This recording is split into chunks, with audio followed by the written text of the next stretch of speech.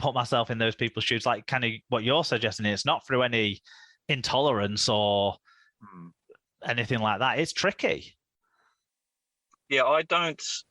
Look, I've never really noticed anything, and I mean, we've got the NRLW, and I don't think that there are anyone in that squad or in those squads that that is in this ball, like in this sort of way. But yeah, I don't know. There might be some instances that I just don't know about, but it's not generally. From what I've seen from the media, it's been the same kind of thing from the media. It was, it was a small report on the radio saying something about swimming doing it, about athletics, and then I just saw, the online saying what Rugby League's decision was in the IRL.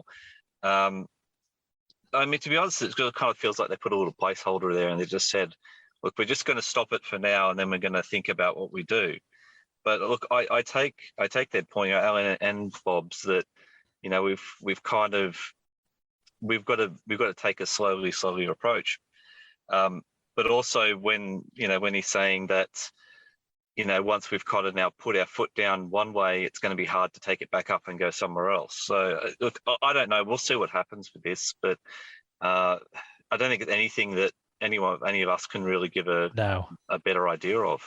Yeah, I just hope the people looking into it and considering it are way more, way better at understanding these things than I certainly am. My concern is that fair approach. I was going to say my concern, Mark, is that one of them will be, well, we really need them to win this World Cup, so we'll let them in this time. That's the Rugby League way of doing things.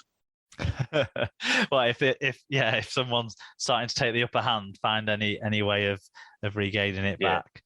Exactly. Yeah. Well, hopefully no one feels excluded from our sport at the moment, and no one's been put out by this IRL announcement of basically a holding pattern, like you say. So, we'll move on. Okay. John Scott got in touch with an email about Wigan's 150 years mishmash, and I'm glad someone raised this, to be honest, because I was going to see if I remembered to talk about it or not, because I've seen a lot over the weekend, and I think people have maybe come up with their own conclusions on things. I don't know, but I don't know if you're aware of this at all. If you've, I hadn't heard anything about what this was. So I was reading the notes before, and I was hoping that either if I read it or you read it, you could explain what's going on. Yes. So So I'll read what John said first of all. John said, I noticed that one of the younger clubs, they are celebrating 150 years with a mishmash. Can't believe that the club has condoned the Flower Grand Final assault. Always thought Wigan had more class than that. What's next? A speech bubble with club's racist comments? Or maybe a picture of Field and salary cap bursting contract? So as part of...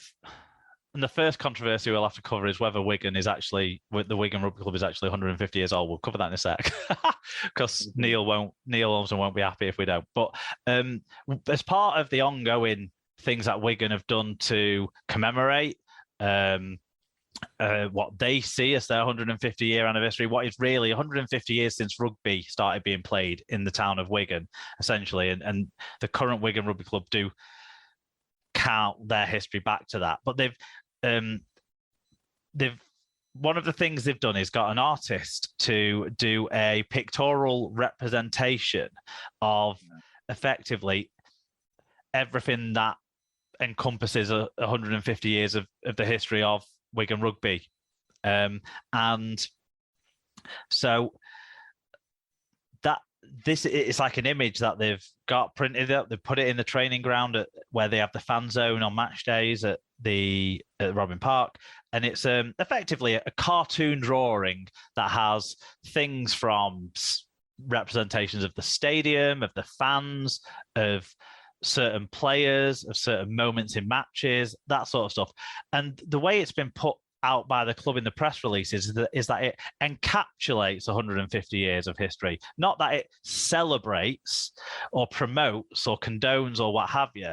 So a key part of this when I've been reading about it was to include things that aren't necessarily positives as well as things that are positives, because we've whitewashed too much history as British people, and so I'm actually quite pleased that the club hasn't whitewashed everything and just made it about the successes in the 150 years and pulled out some problematic moments. And one of them that is in the poster that people have focused on, because it's so famous, and why the fuck isn't it going to be on there then? Because it's so famous. But Ben Flowers' attack on Lance Hire in the 2014 Challenge Cup, Super League Grand Final is included within this mishmash of imagery related to the club. And people have taken offence to it or what have you because of things like what John said, that they're celebrating it, but they're not. It's an encapsulation. I think maybe you think about it differently if you change your terminology. But what I do think maybe the tone is a bit strange because it's a cartoon. So it might appear that it's not taking things seriously. But I don't think you can tell the history of Wigan Rugby League Club without including that moment, because it was such a, in all the wrong ways, significant and iconic moment, with not just within our club, but within our sport, not just in the last decade, but in its history. It's something that went beyond the scope of just our sport. Not for good reasons, but it was. So I'd have questioned any kind of like visual representation that didn't include something like that. I'm not sure, right or wrong, whether the Tony Club racist comments issue quite had the same impact. Certainly the salary cap stuff, I'm not really sure how you'd represent that effectively anyway, but I get what John's getting at. But there are other unsavory things in there. There's a couple of issues, other things of showing players fighting, things of some sort of fan with police kind of issue on one of the images. There's other not positive stuff in there. But I don't know. I just think it's such an iconic, famous moment that it'd be disingenuous to not include it in an encapsulation of our history. We have to remember the bad, and otherwise we end up thinking that, everything's great and rosy, and it's not. If you're a fan of another club and you see this, no matter what happens, if this had, like you said, if this didn't have that Ben Flower incident, then they would sort of say, oh, well, they're just showing, people wouldn't pay attention to it anyway, but if they were upset about it, they would just say they don't like it because it didn't show everything. So I think you're right. My question is, does it have the league table from 1980 when they went down to second division? Because that's probably the only other negative major thing they probably don't have. To be honest, I've not seen it in person yet. It was only released this weekend, and I didn't get to the fan zone before the game this weekend.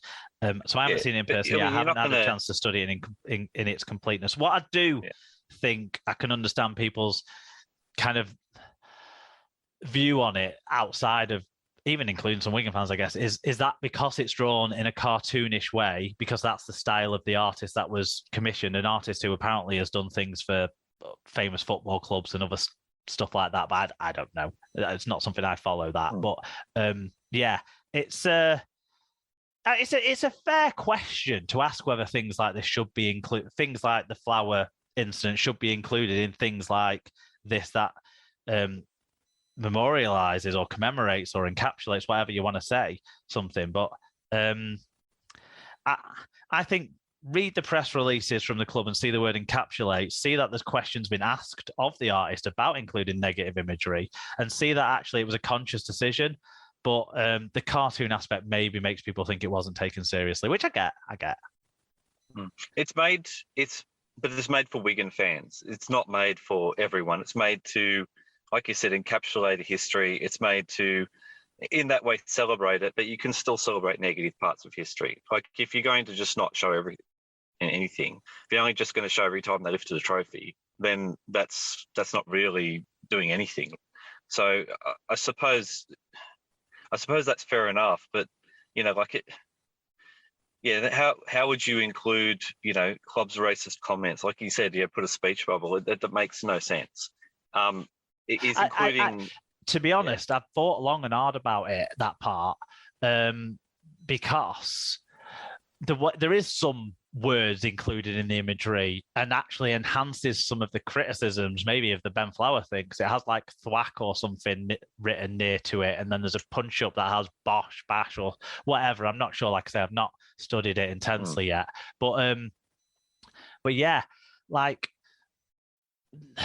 the Tony Clubb issue, I don't think has been always properly understood or addressed anyway. And rightly or wrongly, it hasn't been a significant moment, just like other instances of homophobia or racism haven't been within our sport, haven't been quite as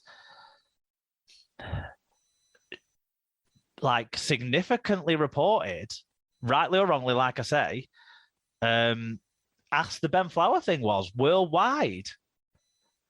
See, if Ben Flower's thing had happened in just a normal league match, then I don't. It's because it's in a grand final. Yeah, because it's a major thing in a grand final. So that's why it's there. If Tony Clubb's thing had happened in a grand final, then maybe it would have made it there too. Yeah, or in an international match, or in a in a like more high profile moment. Yeah. No, I agree. I think we've given enough time for that. Thanks, John, for raising it. I totally think it's valid to have questioned it, but at the same time, like I say, it's an encapsulation, not a celebration. If anyone wants to get in touch on any of the things we've talked about so far, or any of the things we're going to go on to talk about in this week's episode, the way to get in touch on social media is at Super League Pod on Twitter and Instagram, or facebook.com/Super League Pod. You can email superleaguepod@gmail.com, or visit superleaguepod.com to get the info on each episode and links to the Google Forms for your fan views so that we can share and discuss on the show. And don't forget to subscribe in whatever podcast app you're listening to us on, and leave a rating and review if you can. That would be much appreciated. Thanks for all that feedback.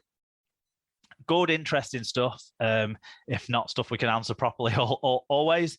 We're now going to move into what is always the main part of our show, the Super League match reviews.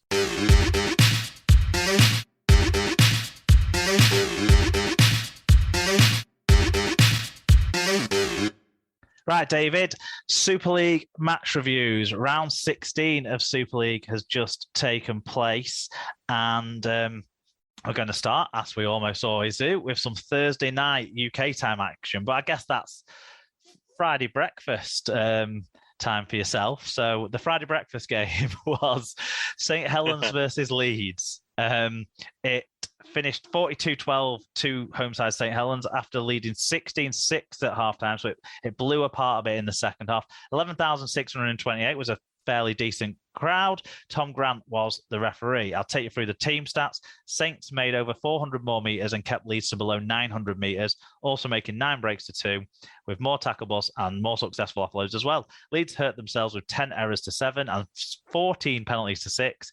Side note, this game had the most penalties of any so far this year with 20. Both teams fell below 90% team tackle success rate, but it only really was an issue for one of the two sides. Do you think you can give us the individual stats for both sides? I can. For the winners, St Helens, it was Curtis Sirinen with 5 tackle busts, 121 metres. Ignatius Parsi with 1 try, 104 metres. Walmsley with 2 tries, 9 tackle busts, 103 metres, 3 clean breaks. There's a lot of stats there. Johnny Lomax, 1 try assist, 100 metres. For Leeds, it was Reece Martin, 1 try assist, 5 tackle busts, 120 metres. Harry Newman, 1 try, 10 tackle busts, 106 metres. And James Bentley with 47 tackles, and 15 of them were marker tackles. Good stuff. We'll get into the fan reviews, then we'll rotate through these. I'll take the first one at Mike Webb 58. He said, poor Tom Grant must have felt like his mum, dad, and uncle were here to check up on him with the touch judges and video ref. Yeah, because I think, was it Hicks, Kendall, and Moore were the other officials who were kind of like the more experienced ones. He said, in terms of the match, Leeds forwards just are not good enough at this level. The disintegration of their discipline was entertaining, though. John Bennison looks to be the next off the Saints production line. Always in our shadow said, we all hate Leeds, but even they don't deserve some of the calls that went on. without a double dislocation of his wrist, there's no way Egan could have got that down and get that down under control. Leeds shoulder charge results in a wrist tap again. The right